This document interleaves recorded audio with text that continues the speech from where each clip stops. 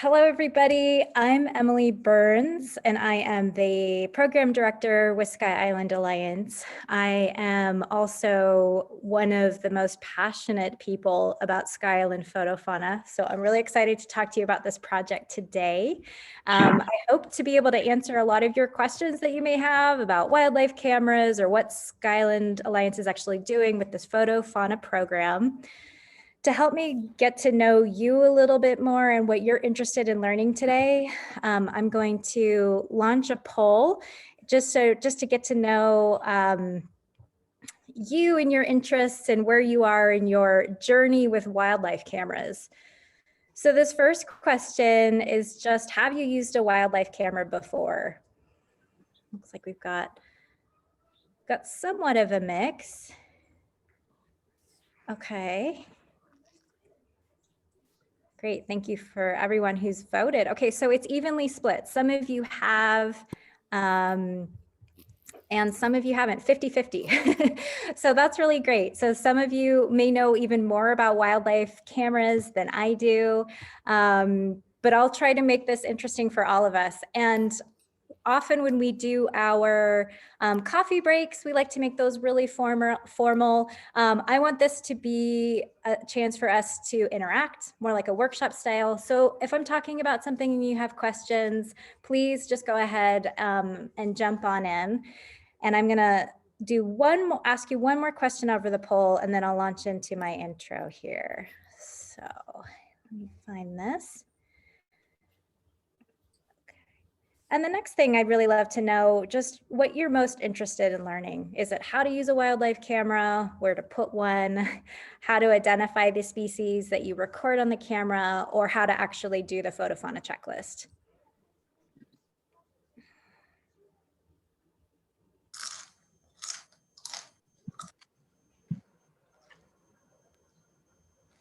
Okay, great. Everybody's voted. Well, somebody is interested in absolutely everything, which is great. So the most people are interested in where to put a wildlife camera. So we will talk about that.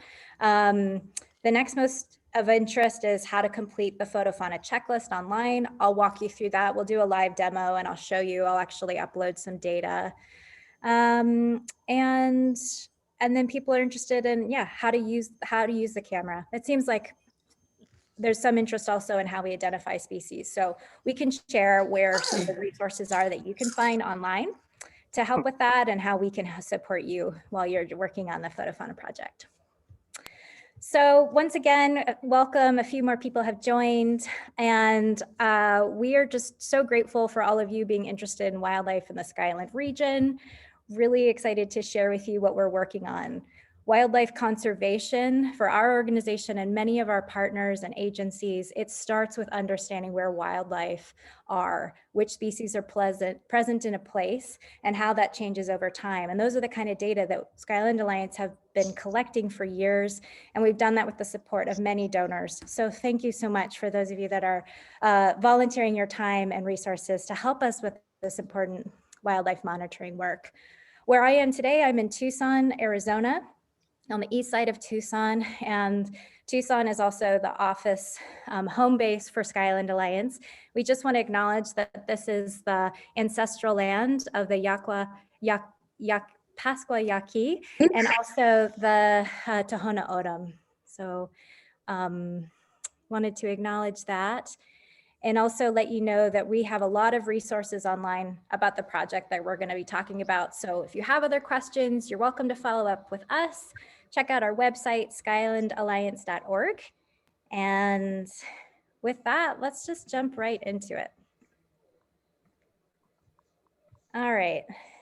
Okay, here's one of the bobcats in my backyard, strolling past a burrow that's near my house here. I just love the different perspectives that we can get of these wildlife species on camera. So FotoFauna is a network. It's a network of cameras. It's a network of conservation organizations, of parks, and also volunteers. And so this is one of the things we really love about it, is how many people are coming together to help us do a better job of studying wildlife in more places across the Sky Island region and beyond. So here's just a list of our partners that have joined the project since we launched it in October. Really excited to see an increasing number of partners in Sonora, Mexico. We're loving all of the submissions that they've had to FotoFauna so far. And then we're so grateful for the National Park Service that's participating in the project and everyone else on the list.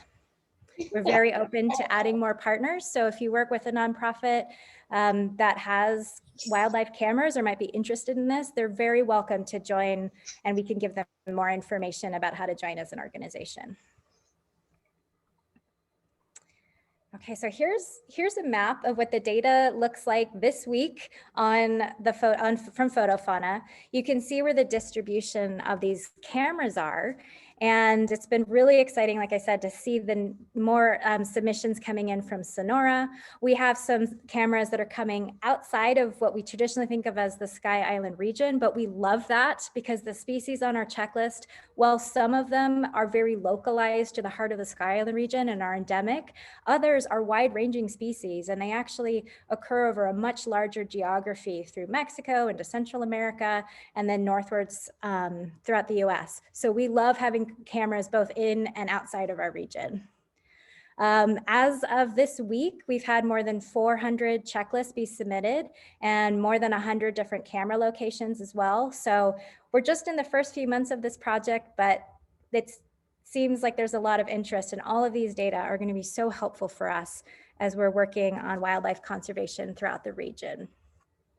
Okay, so just a moment on why cameras. There's so many ways to study wildlife. There's so many ways for us to be monitoring them. But we really love wildlife cameras because it very much limits the stress on animals. It's not physically capturing them. We're not tagging animals or coloring them. Those methods have really important purposes in wildlife research, but cameras are something that anyone can do, and it can really save time for researchers because the camera can sit out there in the fields and be documenting the wildlife community while we're having dinner, while we're having this conversation. The cameras are running, and it can save a lot of time because it doesn't require as much field time for researchers. We also really love cameras because it allows us to observe fascinating behavior. And I can say, for me personally, I've definitely not only seen species on the cameras that I didn't realize were in my particular area, but have seen the animals doing really interesting things. And the whole second half of my talk is dedicated to some of the interesting things I've seen on my own cameras, including a bathing badger. So we see things like animals eating, drinking, hunting. We see parents with their young and offspring, sometimes nursing. And it's really fascinating to see the animal dynamics with each other and how they're interacting with the environment. We also love that these data are collected over time, and it allows us to track trends so we can study migration and species distribution. And I have a very loud 3-year-old in the background. My apologies. Okay, so how do cameras work? Well, the cameras in the field have becoming so great. And now for a much lower price point, you're able to get really good detection with most wildlife cameras under $200. They are passive infrared, and they are triggered by motion and or heat. Depends on the particular, it depends on the particular model of camera that you're using, whether it actually has a higher detection rate because of motion or heat. In my experience and with the Browning cameras that I'm going to talk to you about, they can respond from either and not necessarily the combination. So sometimes just motion will trigger it, and sometimes it's just the heat signature, which is interesting because animals obviously have different body temperature compared to the ambient temperature around them, depending on the species and the season, and also the speed at which they might be moving in front of the camera. So you can see in this graphic from Wern et al. 2017, where the camera in the upper left-hand panel in the forest, it's showing you the field of view of a camera. And that's one of the first things you really want to get to know with any camera you use is what is the field of view that it's going to see? once an animal moves into that field of view, it's going to trigger the sensor, either through its motion or its heat. And at the bottom panel in D, you can see this canine moving through, and when the camera is actually triggered, when it gets into that cone, into that perspective in front of the camera. Cameras can be mounted just about anywhere. And this is our wildlife specialist, Megan Bethel. And she's put this camera up on an old flowering stalk for a plant. You can get really creative about where your cameras are going using materials that may be naturally occurring in your habitat. And I will show you some of the hacks that I use in places where there isn't a tree or other structure to attach a camera. So we'll walk through that together. Okay, so the principle of what FotoFauna is doing is it's asking you to collect a monthly checklist of whether species on our list are present or not. And for the entire month a camera is running in the field, you'd complete one checklist, one camera, one location, one checklist. So whether an animal is seen one time during a month or 100 times, you'd still have the same answer on your checklist, and it would be yes or no. If you do have the animal species on the checklist, then we ask you to submit a photograph as a voucher for us to be able to validate the date and time and the species for that observation. Well, why the species on our checklist? Our goal here is to have as many of the species, mammalian species of our region on the checklist of medium and large size. So we do have some small mammals on our species, but they can be much more difficult to identify from photographs. So we don't have as many of those on the checklist, but for small and for medium, and large, we have a lot. And we, just for illustration purposes, we're explaining why we have these species, why we're interested in them from a conservation perspective. We want to know when and where migratory species are coming up in through our region. And so we've got one mammal in particular that we look at for this. This is the lesser long-nosed bat. It shows up during the seasonal change. It's coming up to pollinate our saguaro and our agaves at higher elevation. And it is readily picked up on wildlife cameras, especially if you have one focused at a hummingbird feeder. So that's really interesting. And then some bird species that are readily photographed by wildlife cameras, like the elf owl, turkey vulture, and gray hawk. We have urban adopted species. And one of the big things we're learning in this project, just in the first few months of it, is we're getting some surprises about which species we think actually do live successfully within the urban environment. That's one of our fundamental questions. Which species are able to live within urban neighborhoods? Which ones are able to move beyond barriers to wildlife connectivity, like highways? And how far are they able to get into the most urban areas in our region? So species that we look at here would be bobcat, coyote, roadrunner. We're really excited. We're starting to see ringtail in downtown Tucson, midtown Tucson. Really exciting to see that. We're of course interested in endemic species that occur here and no place else, like the Gila monster, antelope, jackrabbit, and Gould's turkey. And then we love seeing where wide-ranging species are. Animals that have a much larger territory that may need to move between Sky Island mountain ranges or be able to have a really large, well-connected habitat to sustain them and their populations. So those are things like mountain lion, black bear, deer. We're interested in subtropical species. These have our populations where the core of the population is further south from our area. And the northern range limit for these species is up somewhere around our area. Sometimes it's right at the border, sometimes it's north of Tucson or even further north than that. But these subtropical species are really fascinating for us to understand how well are they connected to the populations further south, and is the range limit moving at all as conditions are changing, as the climate is changing.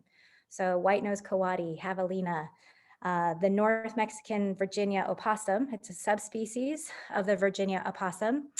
Hooded and hognose skunks, both great subtropical species. And then species that may be more sensitive to development. So we thought ringtail was one of those candidate species, and yet we're seeing it down in urban areas here. So we're really curious to know which species on our list are only being found further away from urban environments. And that's one of the questions that we'll be asking. We added a whole bunch of new species to fill out the mammal list even better in 2021, starting in January.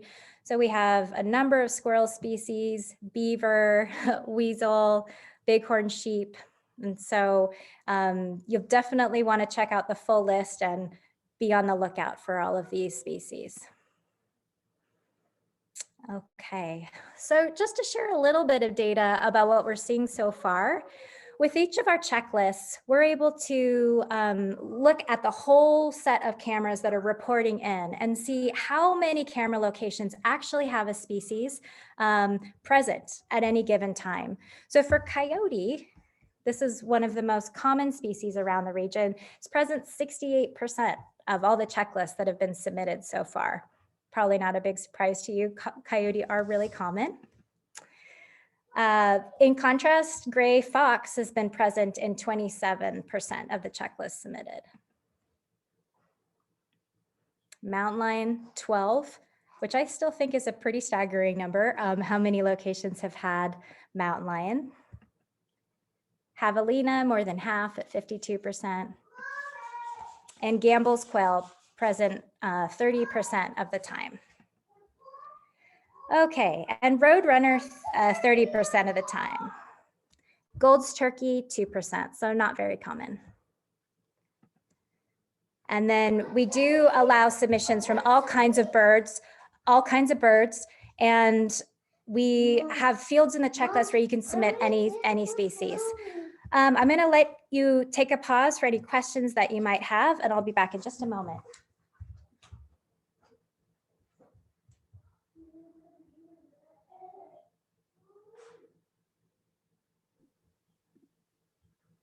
Yeah, so while we wait for Emily to come back, if you guys have any questions so far, you can either unmute yourself and just ask them, and Megan, Bethel, our wild specialist, and I can try to field those, or wait for Emily, or you can also type them in the chat box too. So just know that that's an option. Otherwise, we'll take questions at the end also. Oh, Marcia, yes, it is one checklist per month. And that's one checklist per camera that you have per month. But yeah, that's great. Yeah, and it's one of the things we've thought about. What we're trying to do is, even if cameras are closely located together, we'd like to have individual checklists submitted for each camera. And for that, and the reason is they might be angled at slightly different locations, or even if they're spaced, 20 meters apart. We're going to be aggregating the data and looking at exact point distances to nearest major highway and urban centers. And so we want to make sure that each checklist is really tied to a specific location. And then Emily, Sean asks, do you have recommendations on which cameras to start out with? Yeah, I'm going to talk a little bit about that. And we have actually some more information on our website. If you go to Sky Island Alliance, our FotoFauna page, it has links to some blogs where we talk about different types of cameras. I'm going to after we walk through the checklist together, I'm going to give you some examples of how the cameras that I'm using at my house and how those are working for me. I can't say I've tried all the cameras, so I can't really give a full recommendation of the best and the worst, but what I can tell you are some pros and cons for different ones. Any other questions? The other question Sean had was about permitting. Do people need to permit their cameras? Should all of these efforts be done on private land? What's the kind of guidelines around that for FotoFauna? Sure. Our recommendation is to work on land where you have permission to put out a camera. So if you do have access to your own if you have your own backyard, a place you want to put a camera, or on someone you know who's willing to grant you permission, that's your best policy.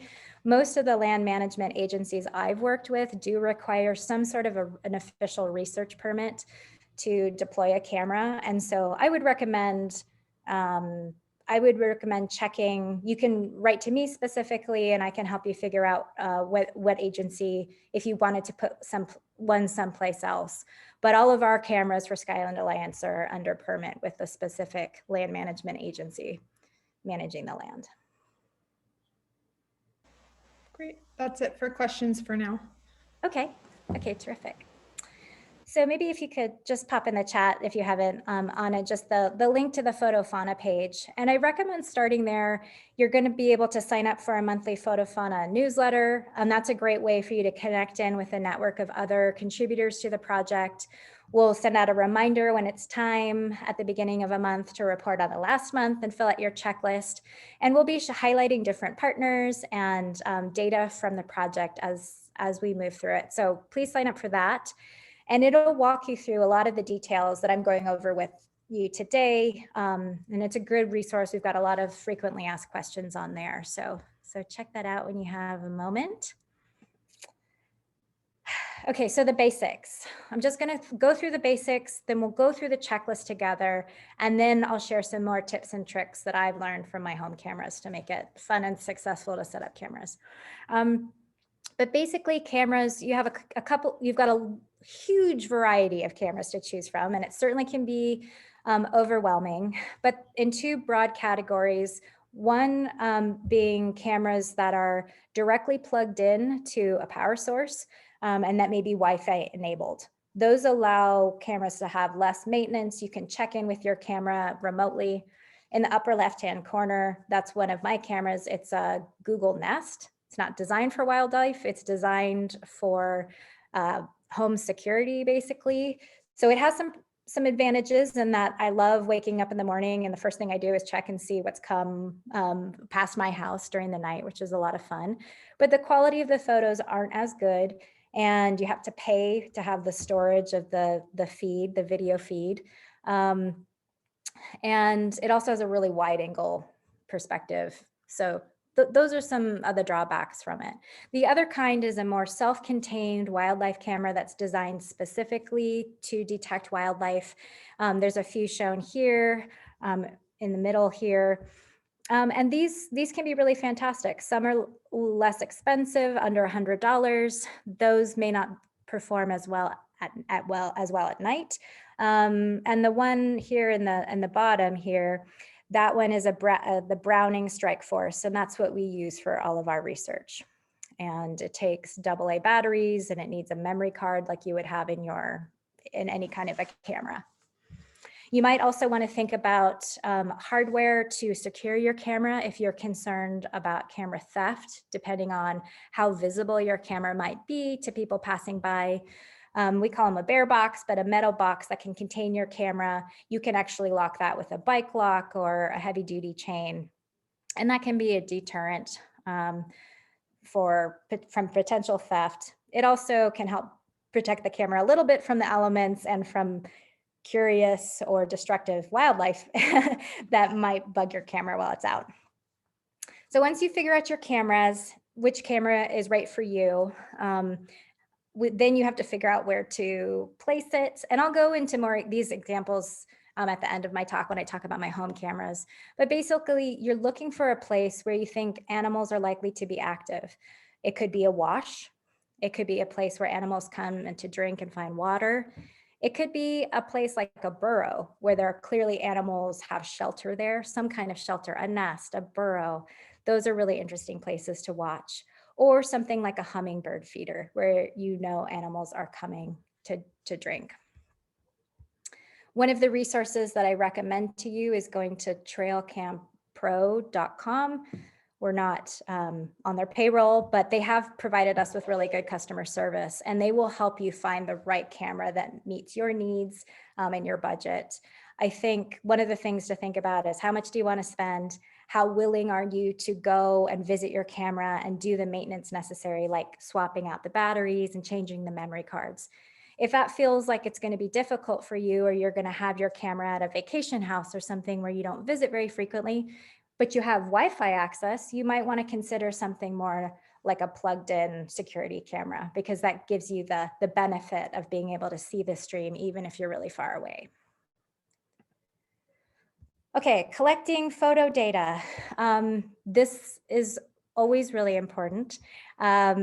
This is the most exciting time. And for those of you who do have wildlife cameras, you'll realize that it's so much fun to go and grab your memory card and look at it, and you just can't wait to see what shows up on your camera. We recommend checking your cameras if it's possible once a month. That will allow you to process your data and submit a checklist on a consistent basis. For my home cameras, they are so active. There's no way I could keep up with it if I waited that long. I have to check mine every 5 days, but I'm a little bit nuts and I'm willing to do that. So you'll have to figure out what works well for you. If your memory cards are filling up, you might need to change your camera settings to have fewer videos or photographs taken. You can lengthen the amount of time between photographs or videos. So there's a lot of adjustments you can do to right size it. And of course, you can buy a larger memory card. So you swap out the memory cards, you're going to check the batteries, you'll sort through the photos. And one of the things you have to be prepared for is often these cameras do record something, some sort of photograph that doesn't appear to have wildlife in it. And those false triggers happen because vegetation might be moving, or an animal passed so quickly by that it wasn't truly captured in the photograph. So that's something that we do when we bring the data back to the computer, is sort through and identify just the photographs that actually have wildlife in them. And then once you have all those wildlife photos, then you're just keeping track of yes or no, the presence of species on the checklist. Okay, photo management. There's no perfect system. I'm not going to claim to know what the best way to do it, but I will show you how I manage mine. I have 4 different home camera locations, and every month I take a screenshot from the videos that I've recorded for each species that I find. So as I go through my videos, when I find a video that I really like and it shows the animal well, such that I can see the identifying markings on the animal really clearly, I'll pause my video and I'll take a screenshot. And then I'll put that in a special folder to upload to FotoFauna. If instead you're just taking photographs, then that's easy. Just copy over the one that you want to share in your checklist. And then when it's time to do your checklist, all of the species that were present on your camera, you've got photos in one folder, and it's really fast to upload it. Okay, so I'm happy to take any questions. If any questions have come up, I can do that now. And I'm going to stop sharing my screen for a moment so I can actually do a live walkthrough of the checklist. Any questions? Have any questions come up? None so far. Okay, great. So let me just get the right browser window ready. And just a note for anybody who's joined a little late, we are recording this. So we'll put this up on our website this evening, just in case you wanted to get the full recording.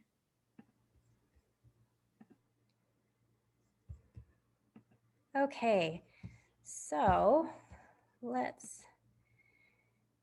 you can get to our checklist directly from our website, the FotoFauna website. And when you pull it up, you'll notice that it's both in English and Spanish. This is what the page looks like. You're in the right place, and there's 5 different pages that you'll click through. On the second page, we ask you for information about you as the submitter. So the mandatory fields here, we need to know your name, and we also would like to have contact information for you, in particular an email. And we're asking for this because we need to occasionally contact you if we have a question about your submission. It's been helpful also if you're a winner of one of our photography contests, which I'll mention near the end. We keep your name and your email address confidential. It's really just for the wildlife staff at Sky Island Alliance to reach you if we need to about your particular checklist. Go on to the next page, and the next page is all information about your camera. So the first thing that you're going to do is you're going to select which month you're monitoring. We ask you to separate your checklist data into separate months. So for the whole month of January, which is the one I'm going to show you today, you would choose only that month. And we ask you, did you monitor for the whole month? In my case, I did. And you, if you didn't monitor for the whole month, you'll have an opportunity to explain why that is. And our goal is to have these cameras operational 24/7, but things happen, right? Batteries die, maybe yours only went through the 25th of the month. We're still interested in those data. Just indicate no, and then you'll see that the start and end date for your actual camera trapping will show up. Okay, and the next two questions are just verification questions. Are your photos from a single wildlife camera? We are getting some submissions where people are combining cameras, and we prefer that wasn't the case. We want just a checklist for a single camera. And did you keep your camera in the same location each month? That's important because we're trying to make sure that all of our data sets are comparable. And if cameras are moving around, then a checklist really isn't the same as one that was stationary. So if you like to move your cameras around, we would just ask that you only submit a checklist for a month when it was in the same place. Okay, the next thing is, where is your camera located? This is information that we will also keep confidential. What I do for my, my home cameras is I keep a list of where the latitude and longitude and decimal degrees for my, my specific camera locations. You can find it by navigating on the map, but that can be a little bit imprecise and it can slow things down. So what I recommend doing is figuring out one time what the exact location is of your camera, copying it into a note file, and then you can just copy and paste it right here into the address field. So for example, here's the Eastern District of Saguaro National Park. If you right click in Google Maps, you're able to see the location here. And so I'm just going to copy that, and then I can just paste it right into the field in the map function, and it shows me, yep, I'm right in the exact location. Okay, so that's a quick way to find it. And then I just recommend that you keep track of that so you can copy it and paste in. It makes it a lot easier when you're submitting checklists each month to have those, those numbers handy. The last question we ask you about your particular camera is, was there enough water for animals to drink within 50 feet of the camera for at least part of the month? What we want to understand is, was your camera someplace near drinkable water? So if you have a water source that you maintain, whether it's artificial or natural, that would be yes. The camera that I'm going to submit data for is a yes. It is near a water bowl that I fill and maintain. If it's a ephemeral natural water source that often is dry but sometimes has water collected in it, then mark yes for any month where there was some water. Even if it was just one day of drinkable water, go ahead and mark yes. Okay, from there, we move on to the super fun part, the actual checklist. And all the species are organized by their taxonomic group, starting with canine. We have 43 species on our checklist, and the default for each of the species is no, not present. So if you had a checklist that you only had 3 animals, you could just skim really quickly down to those animals, select yes, upload your photographs, and move through this really quickly. If you have a lot of species on the checklist, then you might want to go more slowly through it, but you'll figure out pretty quickly the species that are common around your cameras. Okay, so starting here with coyote, I do have a coyote observation. I click yes, then it'll say upload your coyote image. If you click this bar to select image file, it's going to bring up all of my different files I have here, and I have my FotoFauna home. I've got 2021 checklists. This is for January. I'm gonna do my water bowl camera, and then I'm gonna find my coyote photo. Yep, there it is. That was it. And you'll see the little thumbnail of that coyote showing up there in that field. So then you can skim on down, get to the felines. For cats, I have a bobcat. So I'm gonna upload my bobcat photo.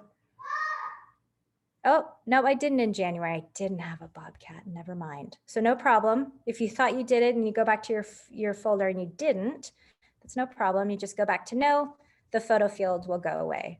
Sadly, I did not have a jaguar or mountain lion or ocelot, but I hope for your sake that you do get those cats. So you can keep going down through the whole list.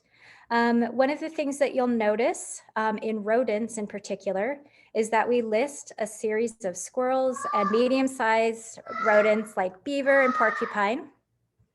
When you get to the bottom of the rodent section, it's going to ask you if you have any additional rodent species. So this is for if you have the presence of mice or rats. And if so, then you could go ahead and click yes and upload any pictures of other species that are not in the list. Pardon me, one moment.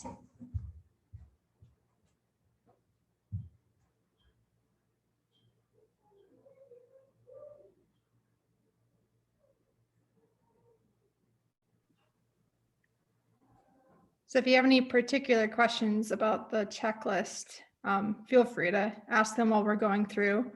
It can take a couple times to really get the hang of it, but like Emily said, once you do it a couple times, it gets a lot easier. It does. It can seem overwhelming at first, but you'll realize you probably won't have more than, I don't know, 5 to 10 species on most cameras in a given month, and so it's pretty simple to keep them organized. Emily, I'll let you go through the rest of the checklist, and then we have a couple questions about checklists. So okay. Well, the last thing I was just going to mention is around the birds. We have a short list of particular bird species that we are monitoring for in particular. However, there's an opportunity, just like with rodents, if you have other bird species that you want to report at the bottom of the bird section. Okay. And likewise with reptiles, you're welcome to submit other reptiles that are not the Gila monster. So you can do all of that. Okay, I'll take questions and then I'll just go through the very last bit of the checklist. Does that sound good? Yep. All right, first question from Greg. What if I can't submit a checklist for every camera every month due to travel or other interruptions? Well, we welcome data even if it's older data. So it's absolutely fine to submit a checklist for September last year, for example, 6 months later. There's no time expiration of when you submit it. We just send out a monthly reminder to say that the month is closed. So if you do have those data handy, please go ahead and submit them. We've learned the hard way that if you get behind on processing data, photo data, it can be difficult. So we're just encouraging folks to stay on top of it. But really, especially for more remote wild cameras, absolutely the expectation is that they're going to come in after a longer period of time, and you can submit separate checklists, but several at the same time. And we do that often on our more remote cameras. And I would say maybe one of the bigger considerations about cameras is just the battery life. On cameras that I have checked in remote places, those batteries typically last 3 or 4 months. So maybe just more think about going out to check them to change the batteries out, and less about I need to get my checklist in this month. So Emily, other question, do you find it better to set camera for video or still? Is there like a scientific reason for doing one or the other, or is it more personal preference? Well, I think there's some logistical reasons why you might choose one or the other. It's really fun to have video. It can be an excellent way to get more information about animal behavior. So for folks that are interested in that, often having a video allows you to see what the animal is doing more clearly. Having A video also allows you potentially to get different perspectives of the animal if it's moving around for identification purposes. For spotted cats, like to be able to get as much of the animal. If it's a quickly moving species, sometimes just a photograph might miss it.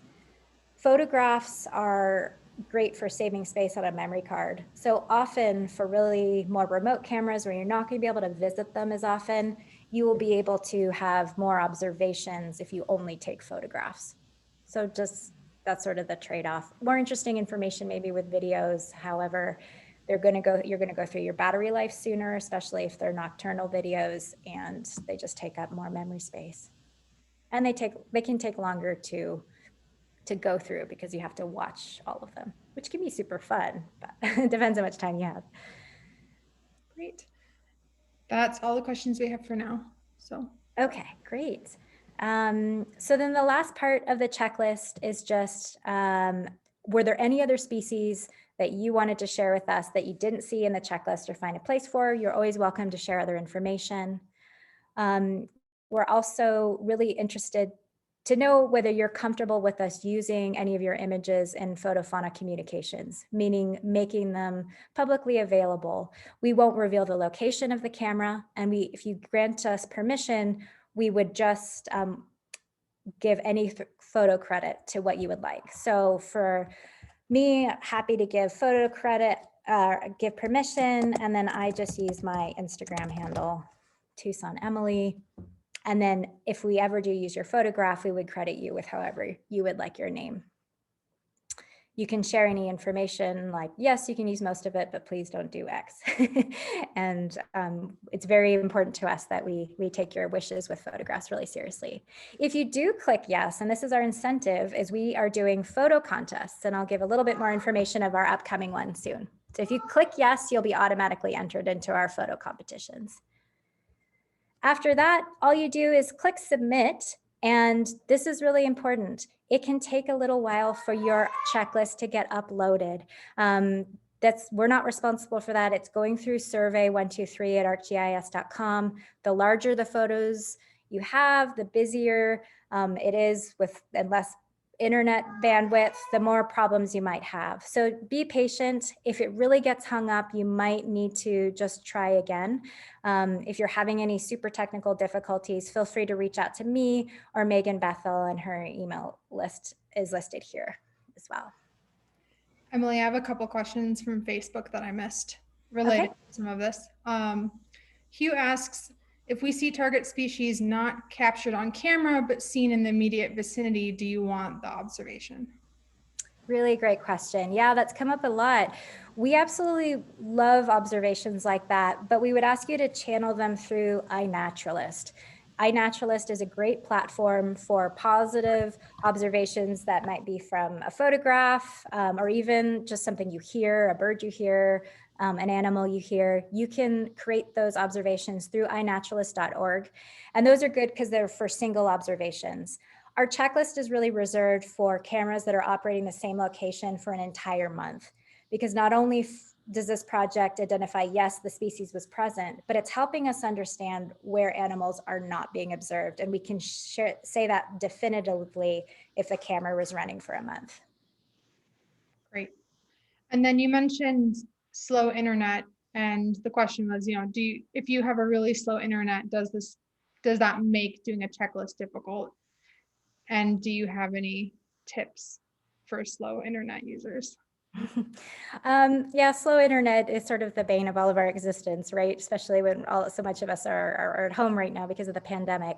The best thing that I can advise you is to just shrink your file size for your photos. Most laptops, different computers will allow you to shrink the size. And if you can get it under 1 megabyte, it will be much easier to upload, and I don't think you'll have as many problems. If you're trying to upload 15 megabyte photographs, it's not going to work very well, even under really good internet bandwidth. Cool. Thank you. Sure. Okay, so any more questions? Mm-hmm. Okay, great. So I'm just going to go back and share my PowerPoint one more time. And now I'm just going to move through some tips and tricks and show you some fun wildlife videos from my FotoFauna cameras around my house.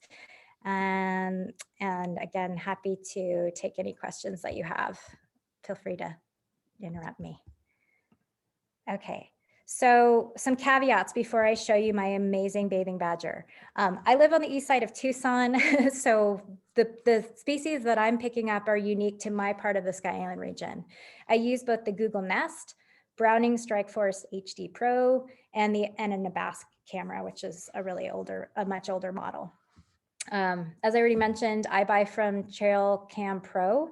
And if you're interested in making any camera purchases, please email me and I can give you a 15% off coupon for anything you buy from them to support our FotoFauna project. My favorite camera mount is a strap around a block or a really simple stand, and I'm going to show you that.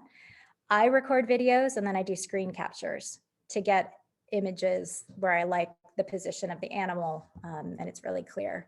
I try to avoid waving vegetation, but whenever creosote bushes are around, they're just always waving and they tend to trigger my cameras a lot.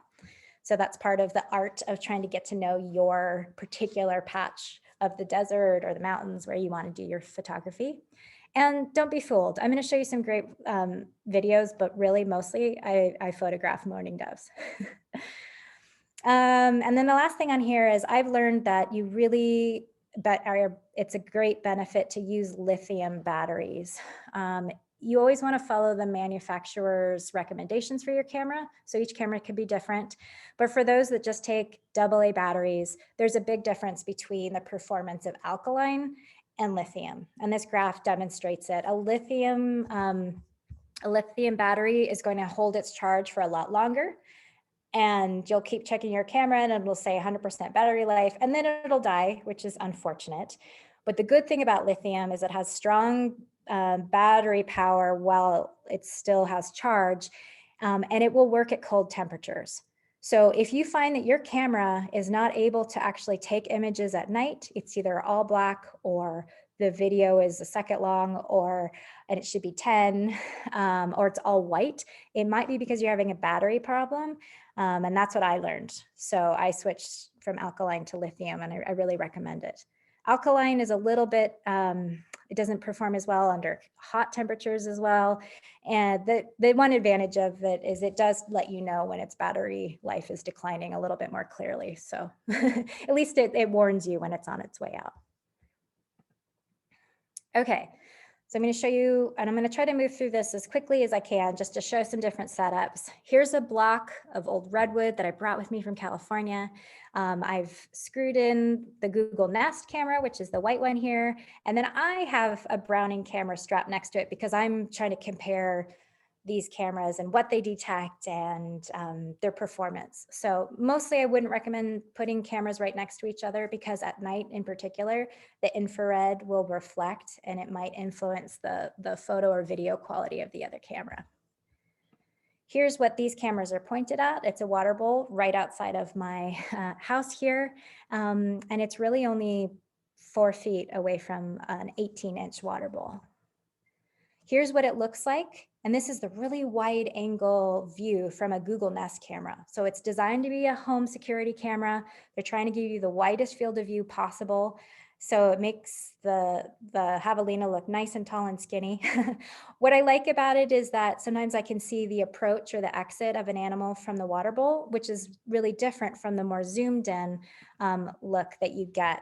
Here's the camera, the Browning camera strapped right next to it. Here's a perspective of the bowl. It's much more narrow. And here are badgers that come to bathe in the summer. They're just so cute. Just a couple seconds of video because I can't help myself. Okay. So the Google Nest camera, it has the convenience of what you can see from the camera on your phone. So the inset picture here that says outside, this is what it looks like in the app for the Google Nest. And I can scroll through and see the different trigger events over time. It records a couple of days worth of video for me. Here's what the actual image looks like from the Google Nest. And you can see that it looks really blown out, very white here on the legs. That's because the infrared for my Browning camera was triggering. So this is just to show you what the interface looks like, and also to say, look, you can see up above the coyote's nose. This was a young coyote last summer that was howling. The nest doesn't record sound, so that's sort of unfortunate. You won't be able to get any sound from a camera like that. And in contrast, the camera right next to it, much more zoomed in, higher quality, but couldn't get the whole animal. So one of the things you really have to think about is how big are the animals that you want to record, and how far away do you need to be, and how high do you need to be in order to get the animal in the frame. So I tend to have these cameras really low to the ground and close to the water bowl. And it's fine for some images, but something like this, like a coyote standing in the front, it can't capture the whole animal. Okay, so bobcats come, and I'm gonna keep going here. The badger, this is a badger that has come several times, even in broad daylight, to come and relax and kick her feet up. She had a few children last summer, and much like me, was really pretty exhausted and just needed to take a break. So she would come and lounge in the water bowl. I love the feet up. I call her Blanca because she has white paws, whiter paws than any of the badgers I've seen around here. And to me, she's just completely a mood. Look at her, just so cute. These are the kind of surprises that you have when you put cameras out around your house. Look at that. Oh, she's so fun. We could watch Blanca all day. Okay, moving on to the Burrow camera. So I mentioned a place where animals might be sheltering can be a really fascinating place to record wildlife, not only to see the animals that are sheltering in the place, but also the animals that might be hunting them, which we see all those dynamics right here in front of this old retired badger burrow. So this is in a bass camera that's very crudely strapped to a cinder block. I use rocks or sticks sometimes to help adjust the angle of the camera. You're gonna have to fine tune it. You're very unlikely to get the perfect camera view the first time you put it up. So put it up, let it run for a little while, make adjustments. You can play around with the height, things like that, but you'd be surprised. You can find a lot of easy materials to help you construct something to mount your camera to. Just be mindful of the direction of the sunlight, especially when it's low in the sky. Recommendation is not to have your camera pointed due east, because that direct morning light when the sun is coming up will cause a lot of glare, might damage your camera. And likewise, due west is not advisable, because when the sun is low, it can disrupt your camera photography.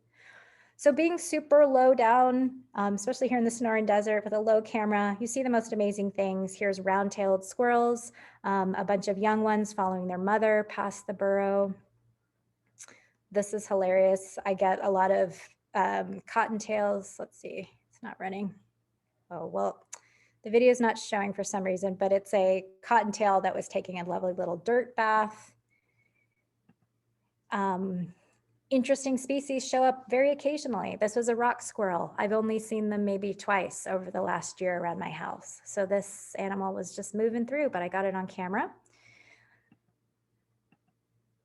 We get coveys of quail, got to watch them grow up over the course of last year. Let's see if the video will work. Yep. Here were the first coyote pups of the season that I saw. They came through this camera site right by the burrow. So it's just a patch of unremarkable desert earth, except for the fact that this is where all of the animals show up. It's just amazing. And I wouldn't know that if I wasn't watching through the camera lens. It's a bobcat. The badger, of course, comes through looking for prey. We get lizards. It's detected 4 different lizard species, this camera. So even reptiles trigger these cameras often. Coach whip snake. And let me see if this plays. This is a gopher snake. Oh, it's not playing. Shoot. Just anyway, so I've been really surprised by the reptiles. That's been really fun to see. And then well, maybe this will work. Yep, here's this one. This was the most jaw-dropping one that I saw. It was actually a Gila monster emerging, and it was being watched by a round-tailed squirrel, which I think was being a little bit too inquisitive. It followed the Gila monster off through the desert. So these are the kind of wildlife interactions you can see with a wildlife camera, and I'm sure that never would have happened if I had been sat there. And then All right. Okay, just last two things, a feeder camera. These can be really interesting to see migratory birds that come through. Here I have a browning on the tree right here looking at this hummingbird feeder. And you can see bats coming in, these migratory bats that come up, like these lesser long-nosed bats. It's been really fun to see and know for sure which species of bats were coming and draining all of my nectar. Last night, my feeders were drained again, so I'm wondering, I'm wondering if we're having some interesting March bats potentially. So, and this is another perspective where I had the camera mounted on a post further away and much lower, just so I could see the approach of these animals. So again, playing with where your camera is, how high, how low, how far away from the object you want to record. Those are things you'll have to think about and test as you're playing with your own camera. Emily, we had a question about, Sure. out of all of these cameras, which one is your favorite? Location-wise? Location-wise or camera-wise or both? Oof. Well, the Browning, because it's just taken it's really easy to use. I like the video screen. So you can see really readily what the image is of the camera without having to take the memory card out to check the videos or photographs. So that's really nice. And my favorite location is the one I'm going to show you next, which is my wash camera. I have a wash through the corner of our property, and here is a Browning, and it's screw mounted to a simple post.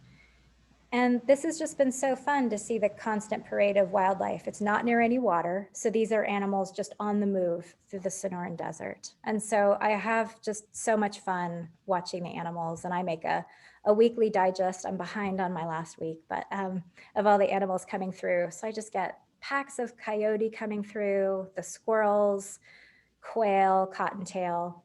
And it's really fun to just watch any part of the desert or the mountains, and you will just be amazed at how many species are coming through and what they're up to when they're on the move. There's a young one. All right, well, just to be mindful of time, I just want to wrap up and say that we invite you to join us on Thursday morning, March 25th from 9 to 10. You'll be able to vote live for the best photographs that have been submitted over the last 3 months through the checklist.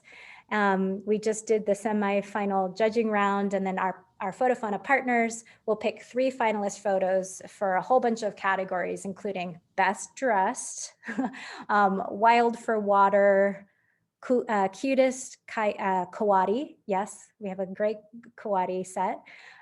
So please join us. It's just a really uplifting event to get to see some of the best wildlife photos from the region, and you help us pick the winners. So on it, I don't know if you have, but it would be great to share the registration link. Feel free to, let your friends and family know, have everybody tune in, and yeah, just register with for that Zoom link.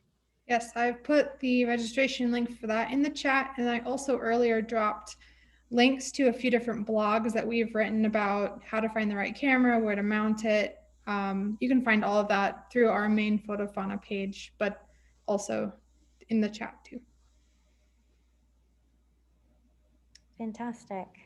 Okay, well, with that, I'm happy to take any other questions that might have come up. You're welcome to contact me directly at emily@skyislandalliance.org, or follow me on Instagram for more of my badger photos, which is @TucsonEmily. And I look forward to seeing your FotoFauna checklists come in. I think we can all do so much more than any individual can to protect these species by really keeping a better watch of where wildlife are in the region, so that we can figure out what they need from us most to protect their habitat.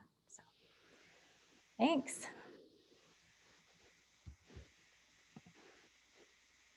All right, and I'm not seeing any other questions.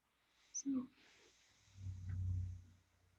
All right, well, terrific. Thank you all for joining. If you have any other questions, please feel free to let us know, and happy wildlife watching.